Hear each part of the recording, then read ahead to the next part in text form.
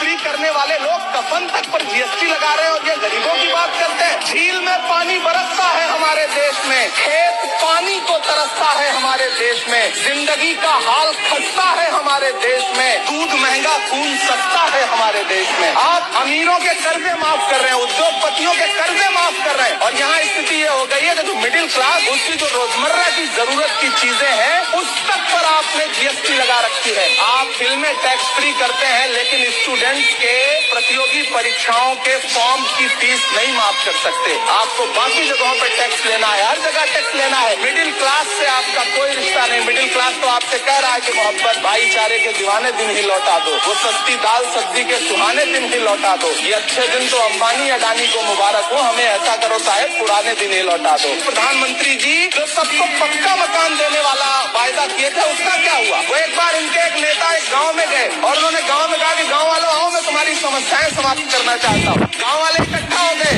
नेताजी ने गाँव वालों बताओ तुम्हारी दो समस्याएं बताओ, मैं दोनों समस्याओं का यहीं पर समाधान करूंगा। तो गाँव वालों ने कहा साहब हमारी पहली समस्या है कि हमारे यहाँ कोई हॉस्पिटल नहीं है। तो नेताजी ने मोबाइल निकाला, कहीं फोन मिलाया और मिला के फोन पे पता नहीं क्या कुछ कहा कि यहाँ गाँव में हॉस्पिटल नहीं है, हॉस्पिटल तुरंत यहाँ हॉस्पिटल चाहिए। गाँव वाले खुश हो गए कि 1 मिनट में यहाँ हॉस्पिटल आ रहा है। अगली समस्या के बारे में उन्होंने नेताजी ने गाँव वालों से कहा कि मैंने आपकी पहली समस्या समाप्त कर दी, दूसरी समस्या बताओ। तो गाँव वालों ने कहा साहब इस गाँव में कोई भी मोबाइल का नेटवर्क ही नहीं है। ये है इनके काम करने का तरीका, ये है झूठ बोलने का तरीका।